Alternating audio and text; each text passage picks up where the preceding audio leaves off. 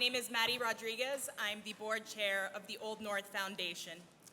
And my name is Nikki Stewart. I'm the executive director of the Old North Foundation. Let us be the first to welcome you to Lantern2022. It's so wonderful to see Old North once again filled with familiar faces and new friends. I want to start by acknowledging a few folks who have helped make this evening possible. Platinum sponsor Alan Snyder, Gold sponsors Ann Bailey Berman and Roger Berman, and Karen Bressler and Scott Epstein. And a heartfelt thank you to all of our generous supporters and sponsors.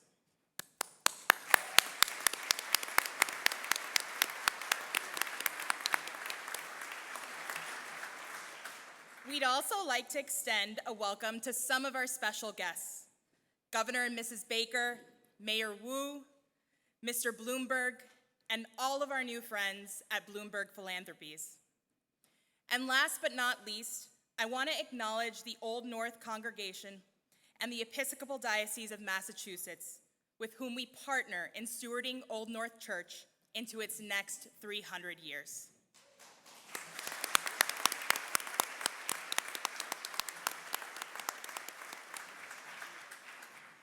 Lantern 2022 is a celebration of the heroic actions of April 18th, 1775, and Old North Church's legacy of active citizenship. Old North's iconic steeple serves as an enduring reminder that each and every one of us has a role to play in the ongoing effort to build a more just and equitable society. Whether through art, activism, volunteering, philanthropy, we all have the power to hang lanterns that ignite change.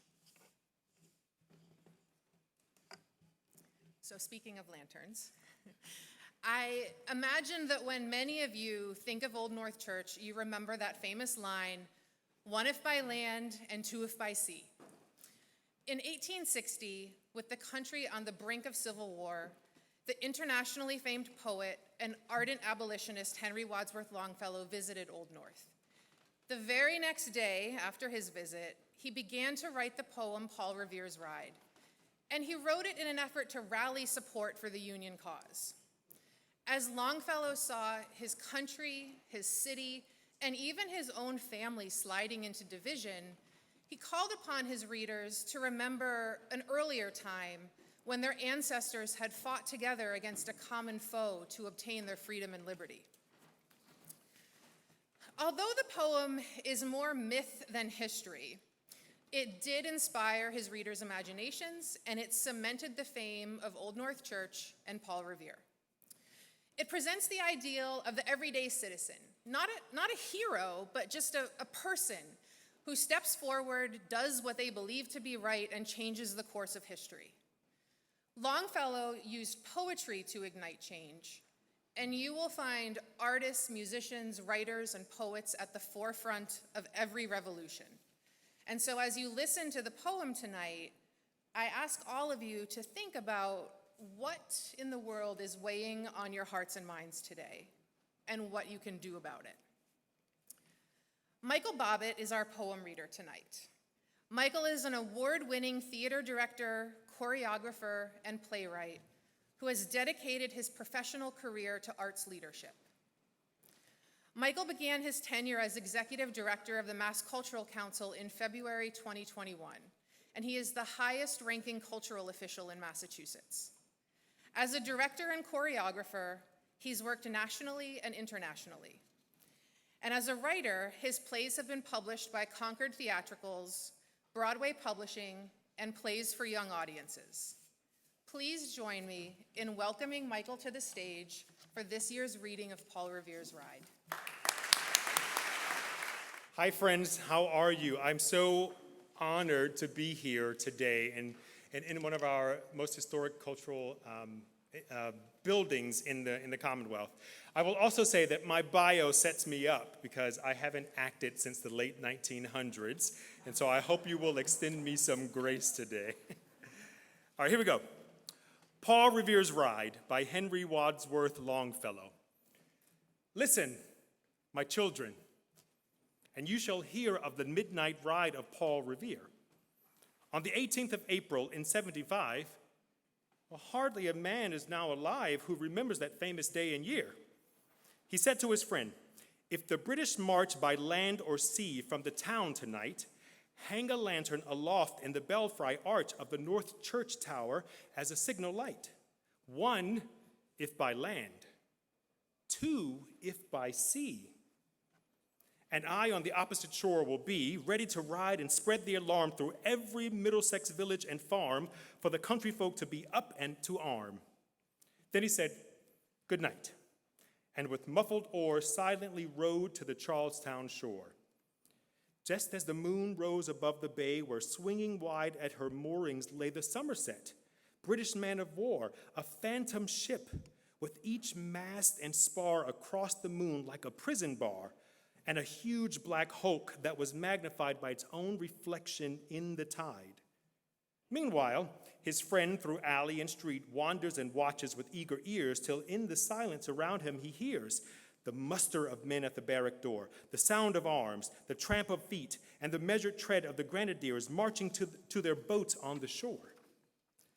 Then he climbed the tower of the Old North Church, by the wooden stairs with stealthy tread to the belfry chamber overheard, and startled pigeons from their perch on the somber rafters that round him made masses of moving shapes and shade. By the trembling ladder, steep and tall, to the highest window in the wall, where he paused to listen and look down. A moment on the roofs of the town, and the moonlight flowering over all. Beneath, in the churchyard, lay the dead, in their encampment on the hill, wrapped in silence so deep and still that he could hear, like a sentinel's tread, the watchful night wind as it went creeping along from tent to tent and seeming to whisper, "All is well." A moment only, he feels the spell of the place and the hour and the secret dread of the lonely belfry and the dead. For suddenly, all his thoughts are bent on a shadowy something far away, where the river widens to meet the bay. A line of black bends and floats on the rising tide like a bridge of boats. Meanwhile, impatient to mount and ride, booted and spurred, with a heavy stride on the opposite shore, walked Paul Revere. Now he patted his horse's side, now gazed at the landscape far and near. The impetuous stamped the earth and turned and tightened his saddle to girth. But mostly, he watched with eager search the belfry tower of the Old North Church as it rose above the graves on the hill, lonely and spectral and somber and still. And lo, as he looks in the belfry's height, a glimmer and then a gleam of light. He springs to his saddle, and the bridle he turns, but lingers and gazes, till full on his sight a second lamp in the belfry burns. A hurry of hooves in their village street, a shape in the moonlight, a bulk in the dark, and beneath from the pebbles in passing a spark struck out by a steed flying fearless and fleet. That was all, and yet through the gloom and the light, the fate of the nation was riding that night. And the spark struck out by the steed in his flight kindled the land into flame with its heat. He left the village and mounted the steep, and beneath him, tranquil and broad and deep, is the mystic meeting the ocean's tide. And under the alders that skirt the edge, now soft on the sand, now loud on the ledge, is heard the tramp of his steed as he rides. It was 12 by the village clock when he crossed the bridge into Medford town. He heard the crowing of the cock and the barking of the farmer's dog, and felt the damp river fog that rises after the sun goes down. It was 1 by the village clock when he galloped into Lexington. He saw the gilded weathercock swim in the moonlight as he passed, and the meeting house windows, blank and bare, gaze at him with a spectral glare, as if they already stood aghast at the bloody work they would look upon. It was 2 by the village clock when he came to the bridge in Concord town. He heard the bleating of the flock and the twitter of birds among the trees, and felt the breath of the morning breeze blowing over the meadows brown. And one was safe and asleep in his bed, Who at that bridge would be first to fall? Who that day would be lying dead, pierced by a British musket ball? You know the rest. In the books you have read, how the British regulars fired and fled, how the farmers gave them ball for ball from behind each fence and farmyard wall, chasing the redcoats down the lane, then crossing the fields to emerge again under the trees at the turn of the road, and pausing only to fire and load. So through the night rode Paul Revere, and so through the night went his cry of alarm to every Middlesex village and farm, a cry of defiance and not of fear. A voice in the darkness, a knock at the door, and a word that shall echo forevermore. For, born on this night wind of the past, through all history and to the last, in the hour of darkness and peril and need, the people will waken and listen to hear the hurrying hoofbeats of that steed and the midnight message of Paul Revere. Thank you.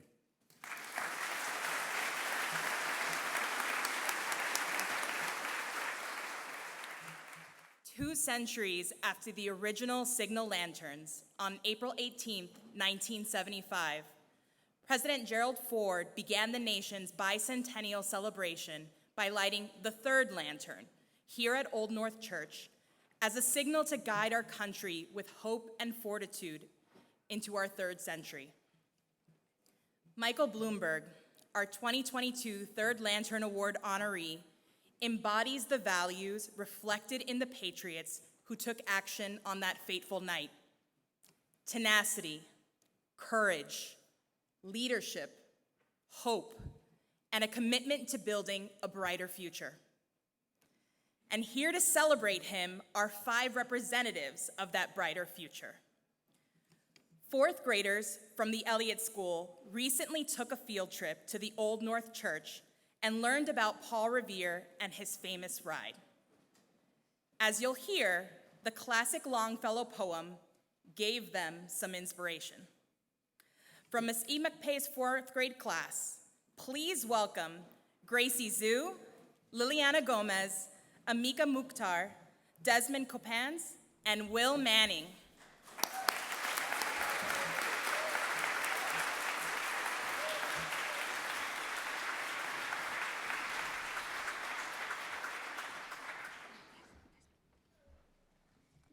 Boston Pride of Medford Mike.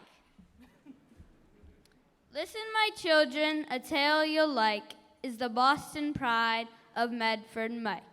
In the North Church, April 22, they sat in each pew with a limited view.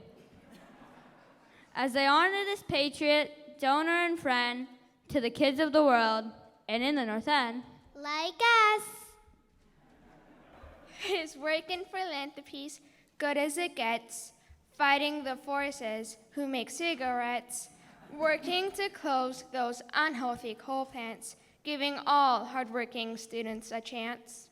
Harnessing data to help cities thrive, improving road safety to keep us alive. Gun purchase loopholes he's trying to close, doing his best so climate change slows. I hate climate change. Through the pandemic, he gave mayors a hand with virtual conferences that his team planned. 2 different ways you could enter the room. Press 1 if by phone, 2 if by Zoom.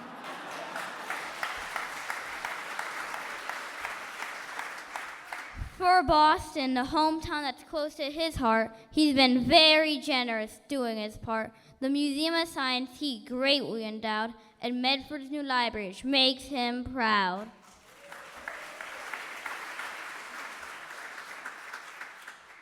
At Harvard, he sponsored one thing or another. The greenway he gave to honor his mother. Aww. He's been great to Johns Hopkins, where he went to school at. But let the Baltimore kids write a poem about that. Still, what may be strangest of all, Medford Mike, you're prized by both Gotham and Beantown alike. We're proud to share in this great celebration. Because though you live in NYC, your family tree will always be rooted in Red Sox Nation. Go Sox!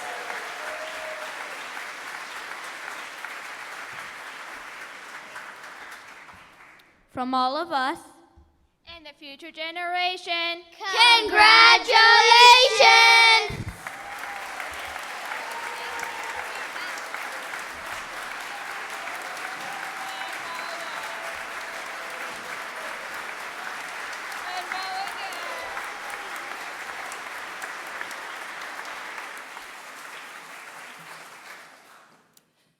Governor Charlie Baker was sworn in for a second term as the 72nd governor of the Commonwealth of Massachusetts on January 3rd, 2019. Governor Baker has used public-private partnerships to spur economic development, reform the state's regulatory environment, and delivered critical tax relief by doubling the earned income tax credit. Ensuring Massachusetts continues to be a national leader in education, Governor Baker has made historic investments in K-12 education, increased support for vocational and technical schools, and expanded early college opportunities for high school students. Confronted with the challenges of rising energy costs and a changing climate, Governor Baker has taken nation-leading steps to diversify the Commonwealth's energy portfolio, safeguard residents, municipalities, and businesses from the impacts of climate change, and secure progress towards greenhouse gas reduction targets. Prior to his election, Governor Baker was a highly successful leader of complex business and government organizations, serving as a cabinet secretary to both Governor William Weld and Paul Cellucci, and leading Harvard Pilgrim Healthcare as CEO from the brink of bankruptcy to one of the nation's highest-ranked healthcare providers. And last but not least, Governor Baker was the 2016 Third Lantern Award honoree. Please join me in welcoming our governor, Charlie Baker.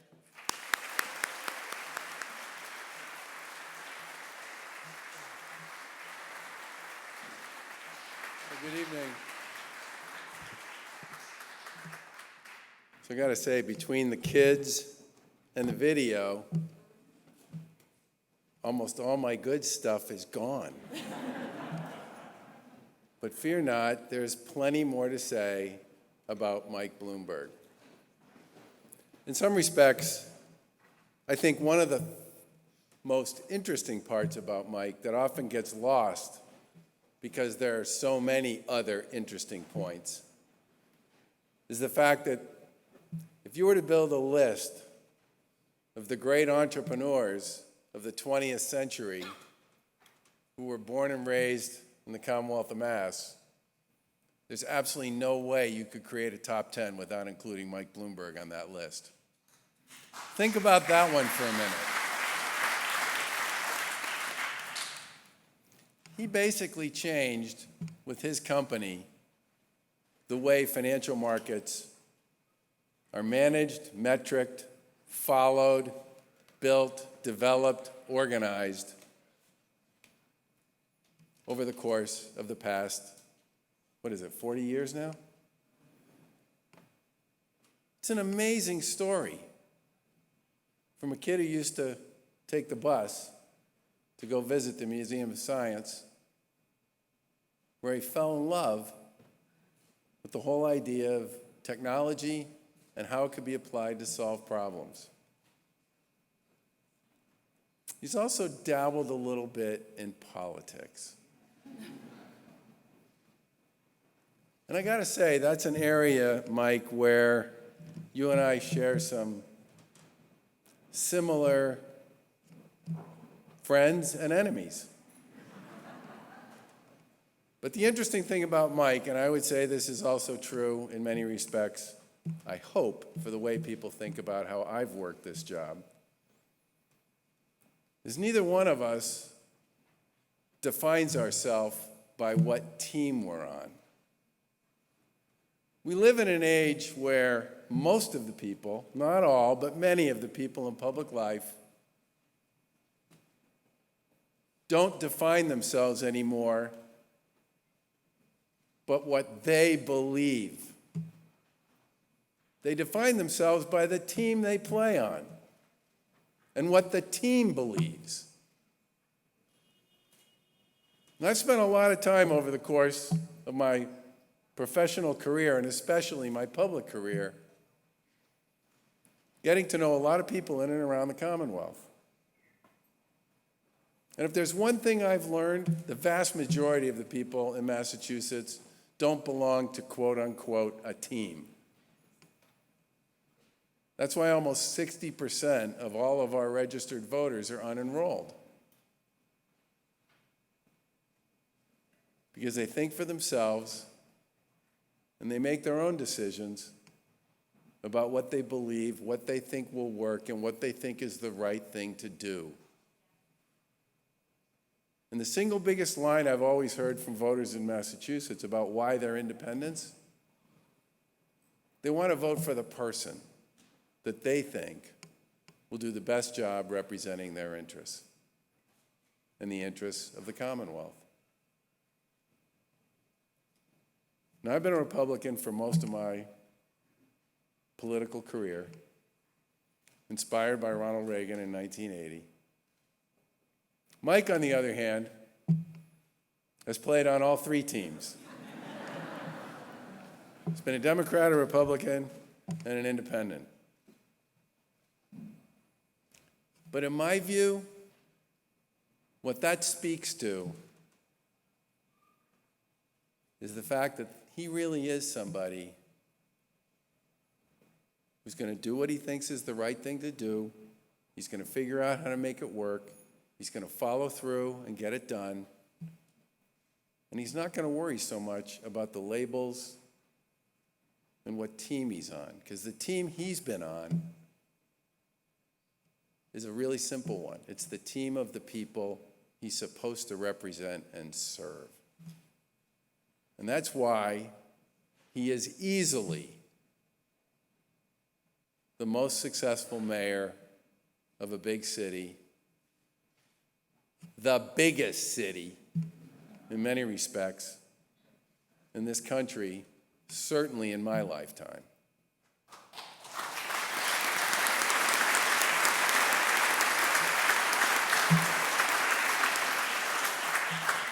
And the final thing I'll say about this really extraordinary person is, as I watched all those little vignettes about the contributions and the philanthropy and the stewardship and the gifts that Mike and his family have made over many years here in Massachusetts, they all come across as sort of, well, of course, well, of course, well, of course.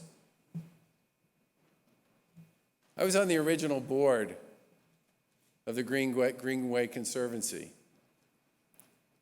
when it was more like an idea and a compromise than a real organization. The Big Dig wasn't even finished, and we were raising money based on an idea. We found a lot of people who had the capacity to give, but whose arms were a lot shorter than their pockets. And we worried quite a bit about whether or not we would be able to hit most of our fundraising goals. We didn't have what you usually need when you're sort of selling an idea, which is a foundational contributor. Now, did we find that foundational contributor in Massachusetts? Sort of. We found him in New York with a lot of roots here in the Commonwealth,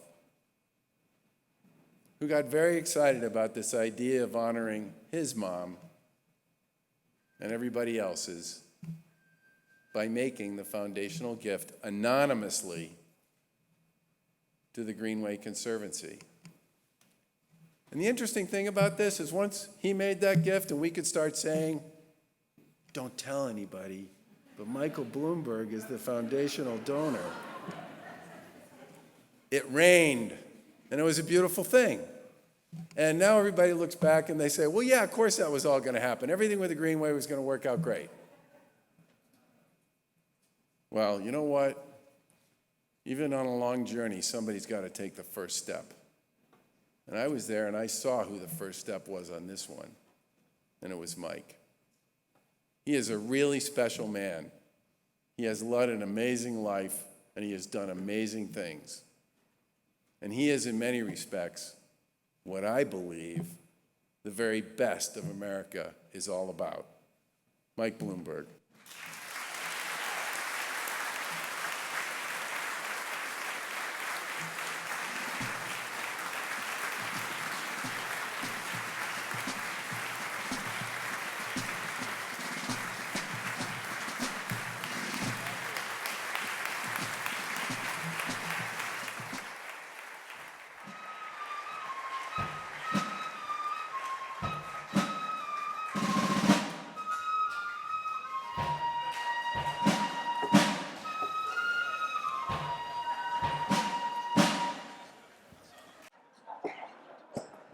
Well, number one, I don't know how you follow that. There's no way to say thank you enough. I wondered what my parents would think if they were alive today. Governor, thank you for all the great work you've done here in Massachusetts. And the state really is lucky to have you, and also for that very kind and overblown introduction, although I will say you gave it exactly the way I wrote it, so thank you. In fact, the governor's words were so kind that I'm not even going to mention last weekend's Red Sox-Yankees series. It's okay. Truth of the matter is, I've always been very careful when the Celtics come to town. No matter which end somebody puts a basket in, I don't crack a smile. I also wanted to thank Maddie Rodriguez, the chair of your board, for everything that she's done, and Nikki Stewart and the entire team here at the Old North Foundation for this honor. And I especially want to thank the kids for their fun poem. Where were they when the campaign trail was going on? As I was listening to them, I really did have to pinch myself because it brought back many of the memories of me growing up in Medford. I was a graduate of Medford High School, 1960, just to show you our age difference. I was born at St. Elizabeth's in Brookline, and then when I was 4 years old, we moved to Medford, and I have nothing but great thoughts. And if you call my house, my sister and my house, my mother, who died 12 years ago at age 102, will answer the phone. She is still on the answering machine. When I was young and about the age of those kids, I was asked to read Paul Revere's Ride at the Patriots' Day celebration in Medford Square, and I can picture it to this day. It was a raised platform in front of Gaffey's funeral home, the same house where Revere supposedly hitched his horse to wake up Isaac Hall, a captain of the Minutemen. And hundreds of people were looking on with excitement. A man on horseback was reenacting the ride of Paul Revere. A brass band blared John Philip Sousa's The Stars and Stripes Forever. And there I was as a Cub Scout in my Cub Scout uniform, amazed that I had a chance to be part of such an important occasion. And it was, I'm sure, the first time that I ever spoke in front of more than 5 people. It was one of the most exciting things of any young man's life, and certainly it was mine. But also, at that time, it's probably what inspired me to pick up a novel set in colonial Boston entitled Johnny Tremaine. I must have read that book 100 times. In my bedroom, on the bus, I even took it on the T, although it wasn't called the T in those days, when I'd go to the North End to see some of the Revolutionary War sites. And I pictured myself as the heroic Johnny walking in his footsteps and helping the Sons of Liberty take on that mean old tyrant, King George III. And never would I have believed that day, someday I'd be honored by the very church that set my imagination on fire and lit the dawn of the American Revolution. And I can assure you that my teachers wouldn't have believed it either. So this night really is a special night for me, and I wanted to thank everyone at the Old North Church Foundation for taking such good care of this sacred place and for keeping it alive for new generations, especially for our children. The educational work that happens here at the church really is so important because it's not just about the history of the American Revolution. It is about the history and the future of the American experiment.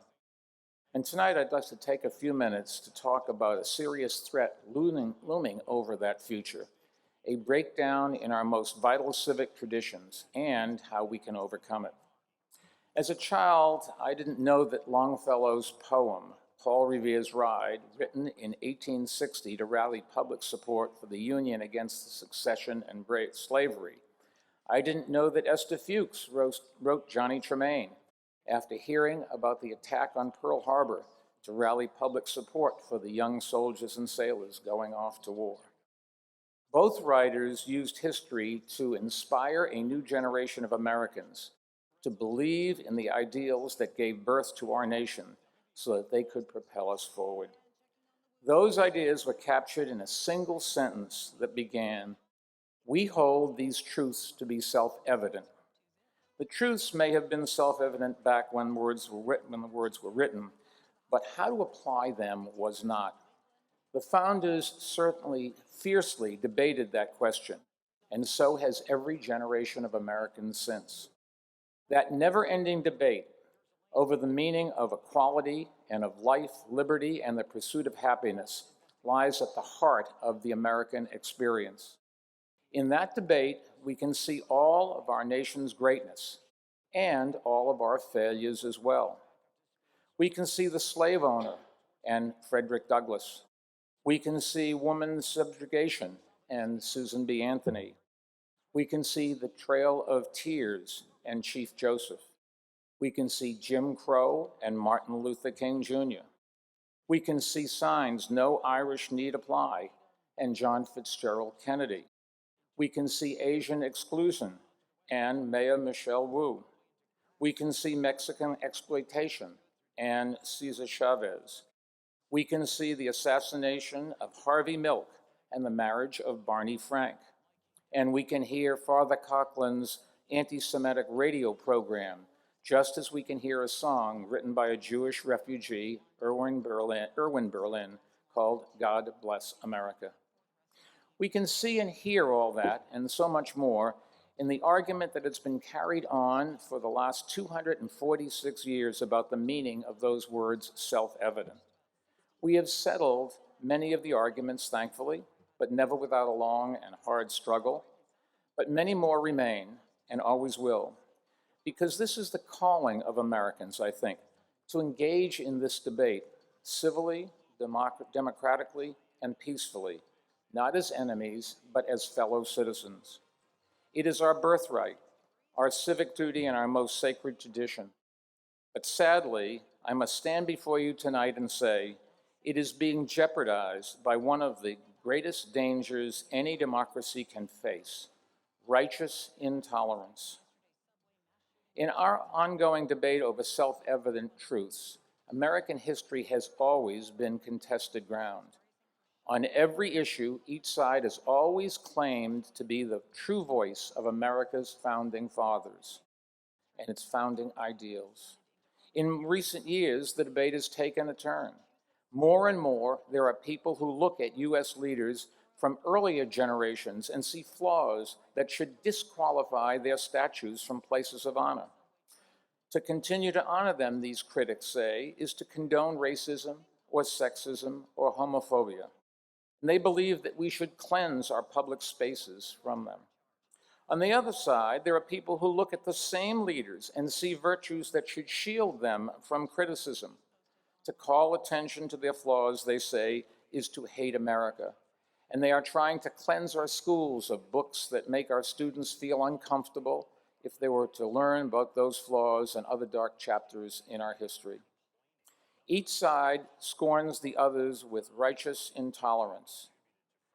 But I think that most of the world would agree there is a reasonable middle ground.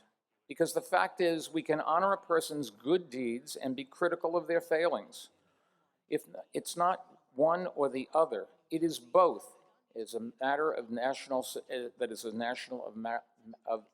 survival. Because a nation that shares no heroes will not long be a nation, and a democracy that demands blind devotion to heroes will not be a long democracy. We are not a perfect country, never have been, never will be.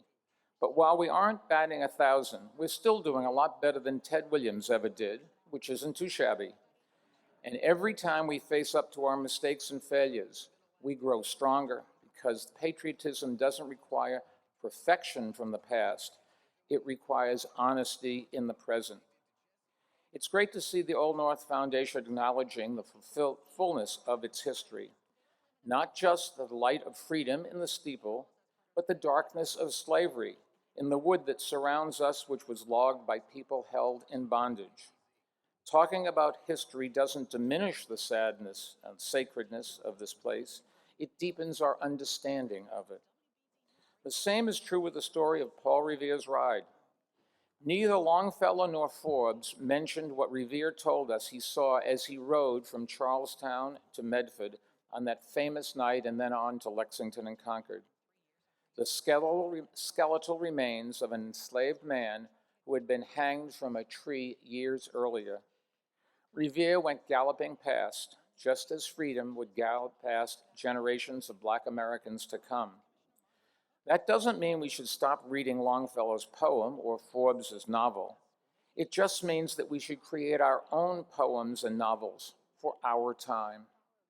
Each generation is called upon to refresh the story of America, not to rewrite history, but to revisit it and recast it and reclaim it and pass it down to the next generation by teaching them about civic foundations, cracks and all, so that they can continue the work of building a more perfect union. Sadly, there is growing evidence that we are failing to meet that responsibility, and we can see the failure on both sides of the political aisle. And again, the problem is the same: righteous intolerance. Today, there are militant groups that harken back to the American Revolution, with names like the Oath Keepers and the Three Percenters. They see themselves as the heirs to the Sons of Liberty, even though their anti-government and often racist ideologies have far more in common with the old Confederates. There will always be extremists in politics, but before January 6, 2021, we had never seen a mob storm the Capitol to blog the peaceful transition of power after an election. And what happened in the days and months that followed was no less disturbing. Far too many people in the former president's party downplayed the attack as if it was just another peaceful protest march. There have been important exceptions to that in Washington, including a former Massachusetts governor, Senator Mitt Romney, and one of the strongest voices of all has been your great current governor, Charlie Baker. We should all say thank you to him.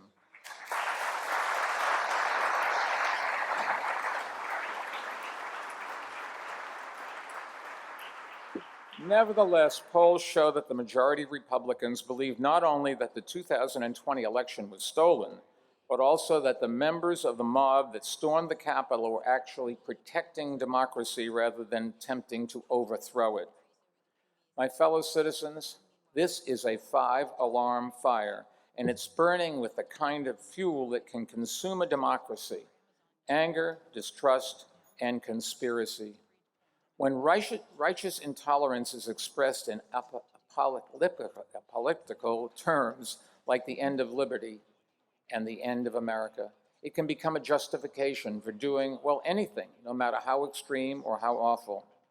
Unless we do more to extinguish this raging fire, the flames will spread. And instead of the torch of liberty that shines from the New York harbor, lit from the same flame that appeared here in the steeple, we will again see the torches of mobs, just as we saw in Charlottesville 5 years ago. In that same city of Charlottesville, we can also see how the righteous intolerance threatened our democracy as a bipartisan problem.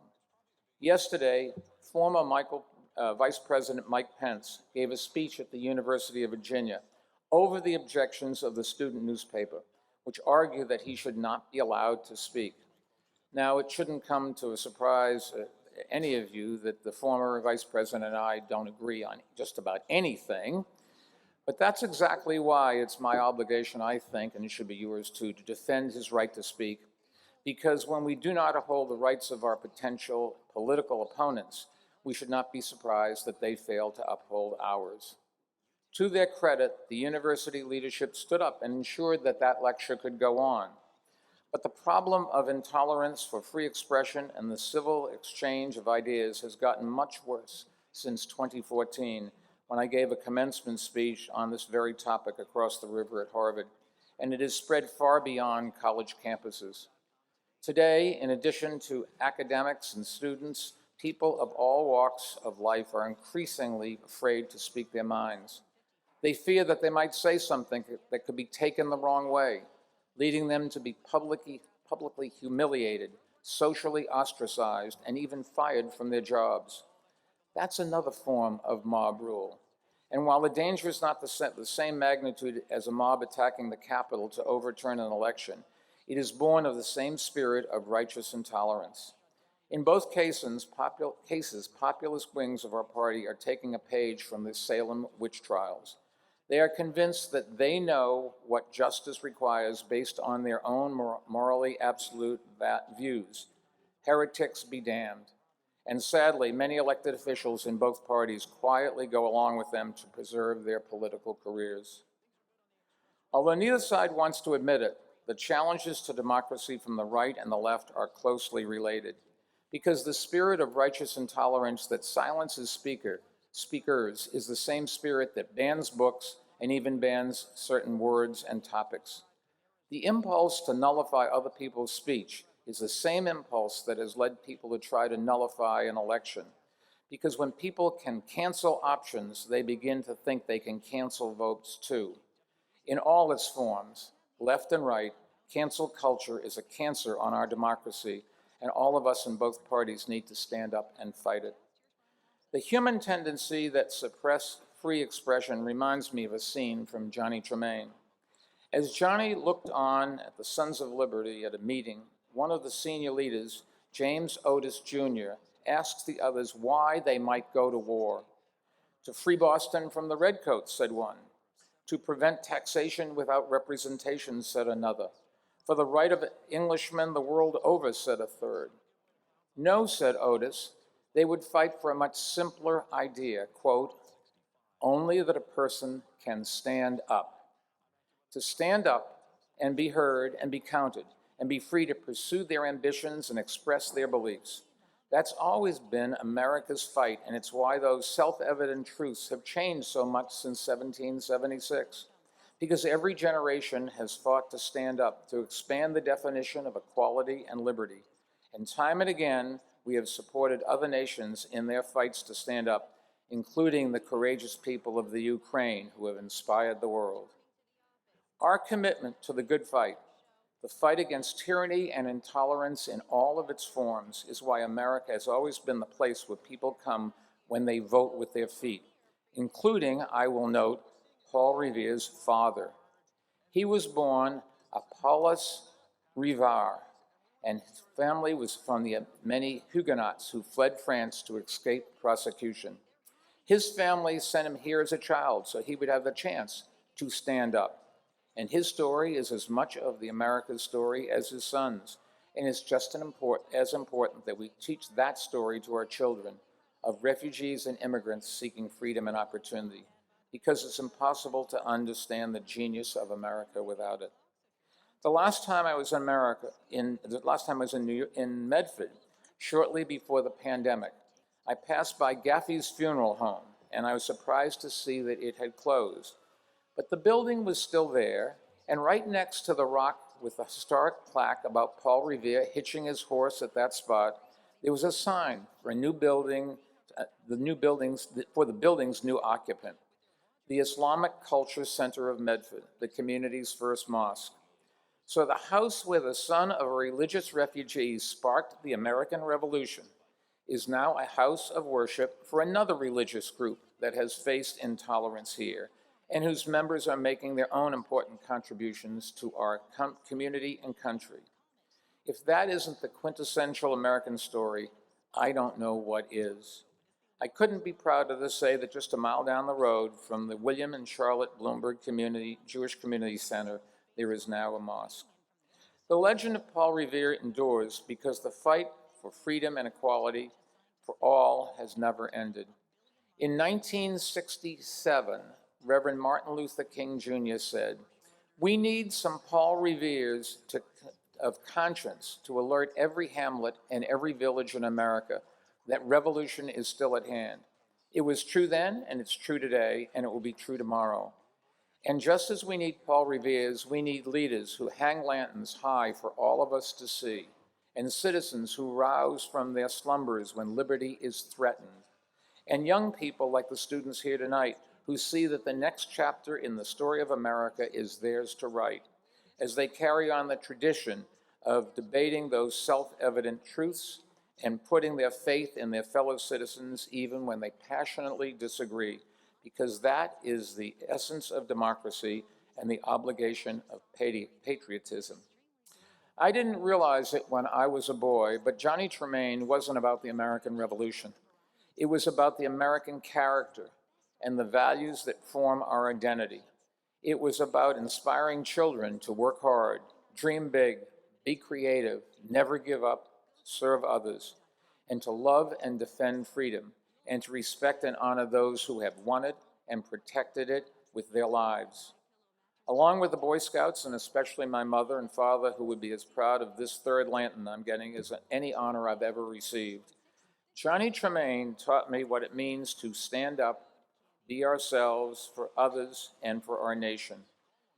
At the close of the book, as Johnny stands on Lexington Green and watches the militia walk by, he sees a new day and a new nation that is, quote, green with spring, dreaming of the future. This is what America is about. I've believed that since I was a boy, and that is the America that I want to leave to my family and future generations of school children.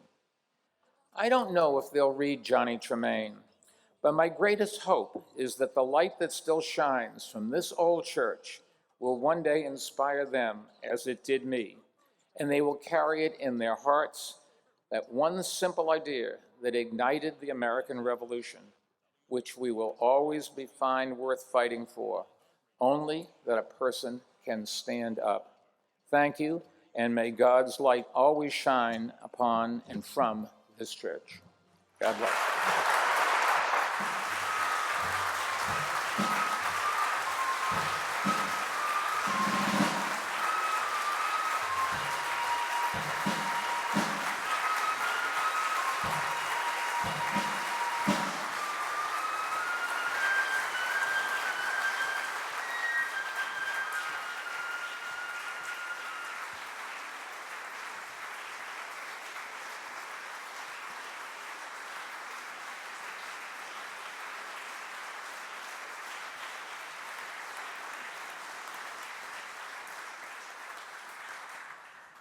And now to bring the third Lantern Award to the stage, capturing the spirit of '76 for the next generation, please welcome the Spirit of '22.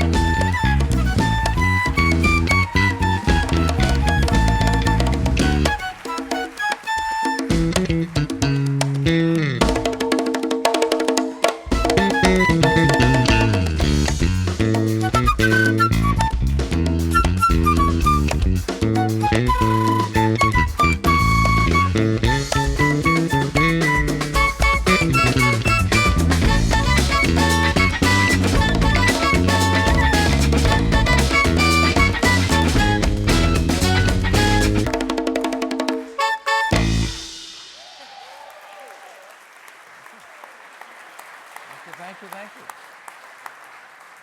Mike, on behalf of the Old North Foundation, it is my honor to present you with the 2022 Third Lantern Award.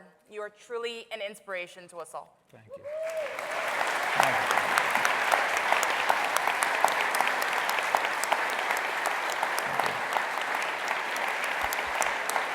Thanks. Hope you win one someday.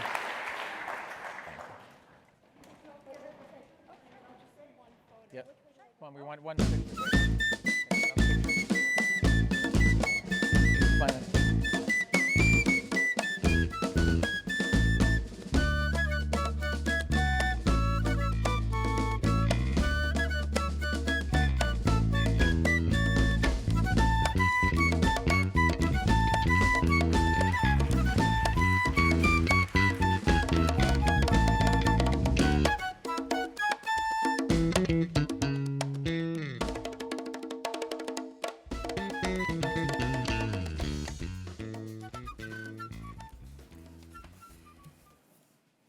And now I'd like to introduce you to the Old North Foundation's Director of Education, Catherine Matthews.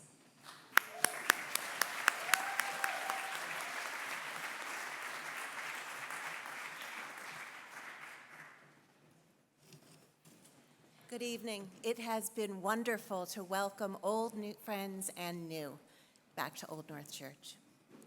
And it's also an honor and a joy to talk about the work of the Education Department. I'm going to start by taking us back a little bit. In early 2021, the Old North Foundation went through an intensive strategic planning process.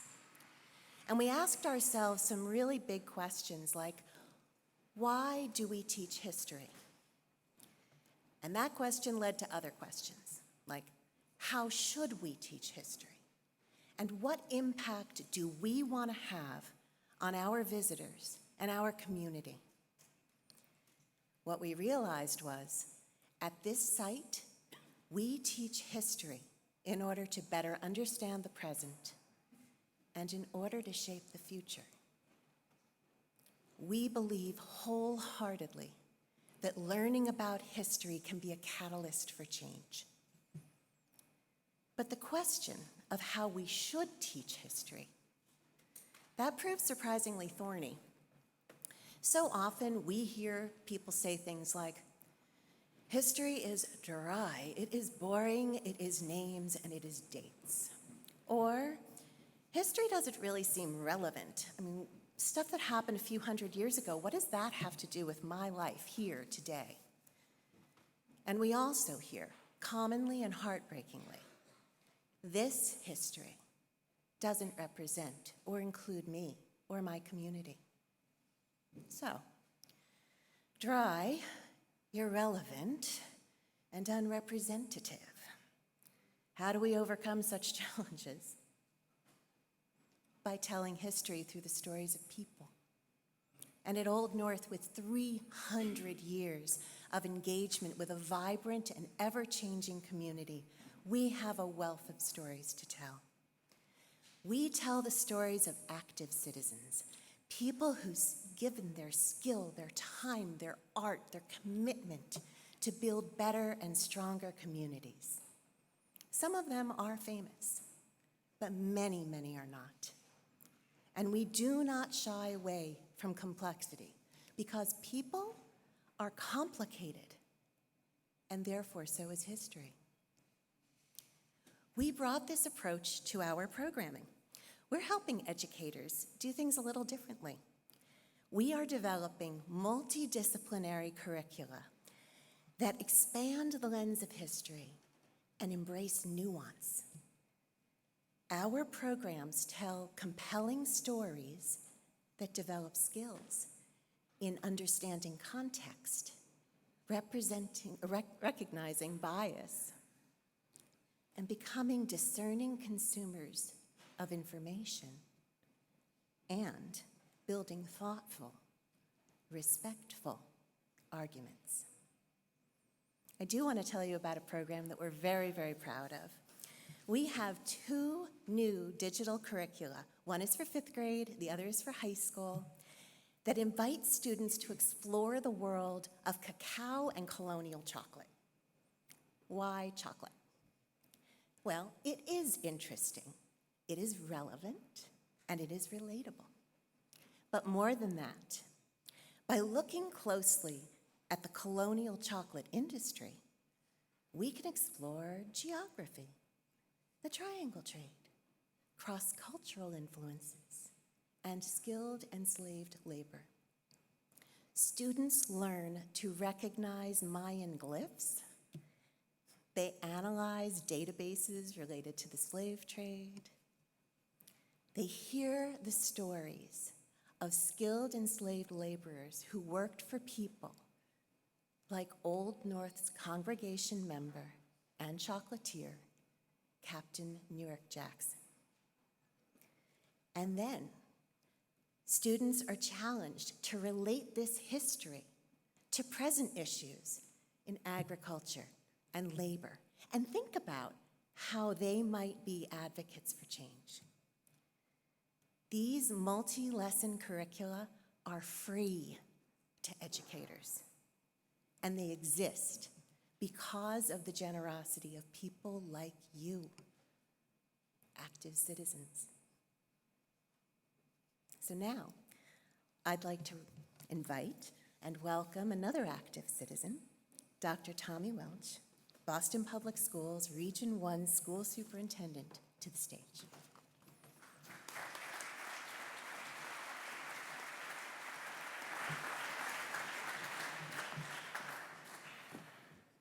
Good evening, family and friends. My name is Tommy Welch, Regional School Superintendent, Boston Public Schools, supporting the network of schools in Charlestown, which is right over across the river, East Boston, which is my own neighborhood, and this wonderful community right here in the North End.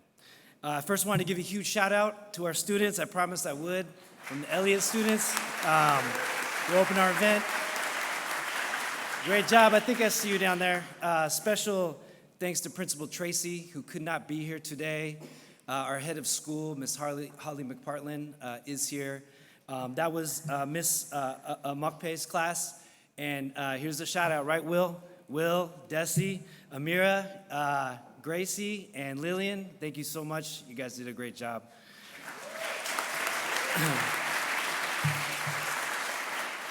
And before I continue, I would be remiss of me not to acknowledge the backbone of my family. My wife, Carla Torres Welch, is here. She's a very active BPS parent, so she keeps me on my toes with our two little kids in the schools. She keeps me grounded. I'm glad you're sitting there with Michael because I think we found our next reader for the winter guest reader program, all right? So be sure you guys exchange numbers. I'm currently in my 7th year supporting the schools and the students of Boston Public Schools, but since 2019, my team has benefited from a really unique partnership with the Massachusetts Department of Elementary and Secondary Education. I'm not just saying that because the governor's here, but it really has been transformative in my collection of 15 schools. It is a partnership with the Kaleidoscope Collective for Learning. Mr. Baker, I know that you've been in a couple of my schools, PJ Kennedy, the Bradley. Mrs. Baker, we were side by side at the Edwards. I invite you back to see how, yes, in the Edwards. And I want you guys to come back to see what's happening because despite the pandemic, I think there's amazing things. So I'm officially inviting you back. There is a principal here, Mr. Phil Branchford, East Boston High School.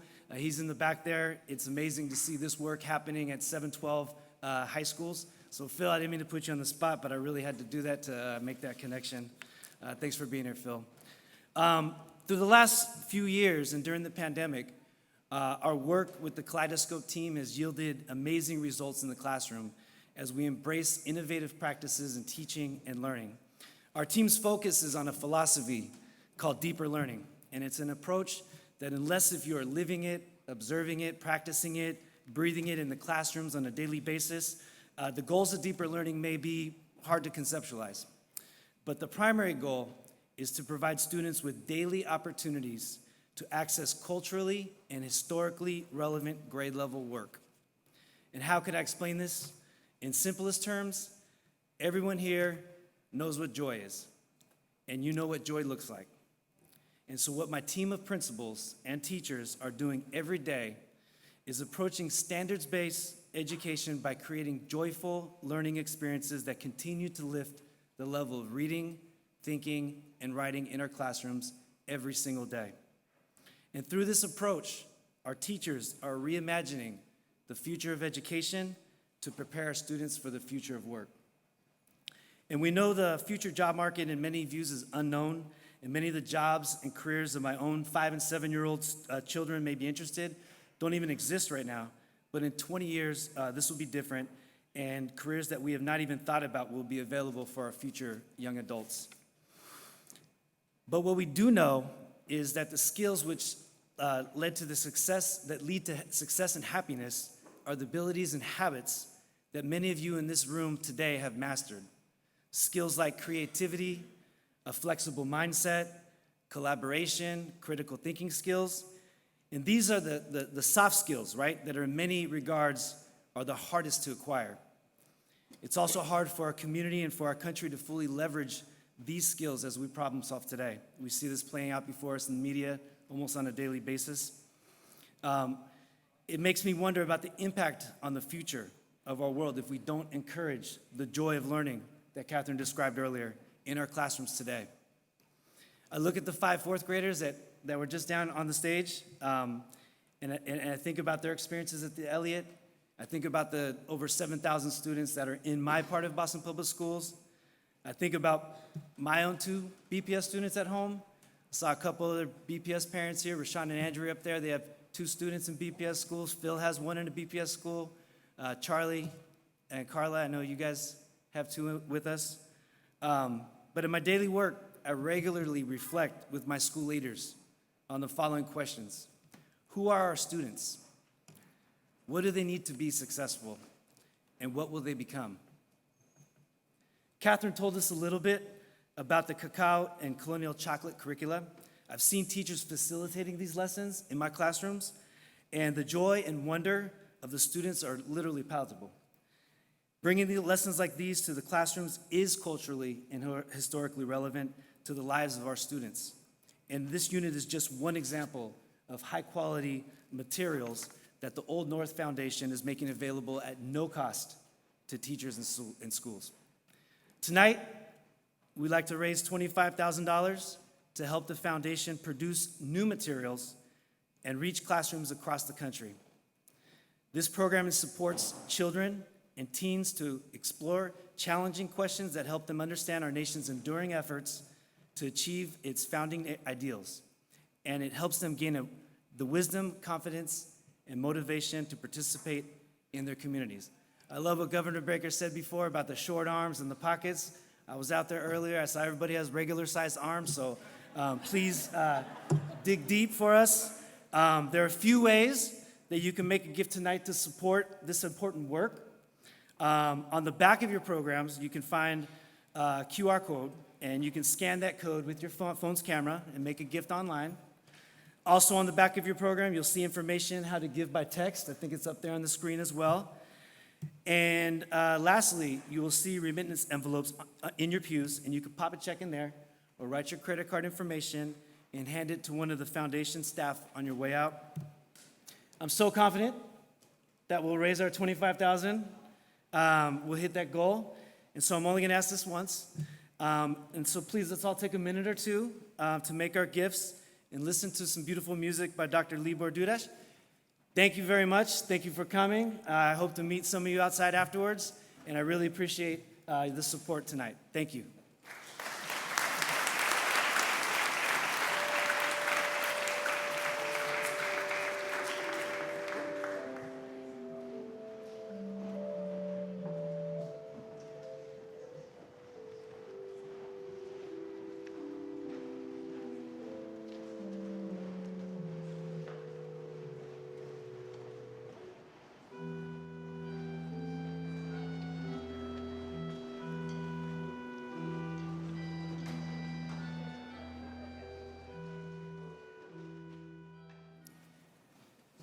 I recognize that I am almost the only thing between you and lantern signals and dinner, so I'm going to keep it brief. First, I just want to thank everyone for your generosity tonight, for joining us tonight. I also want to thank Dr. Dudas and the Middlesex County Volunteer Fifes and Drums for giving us very beautiful and very entertaining music tonight.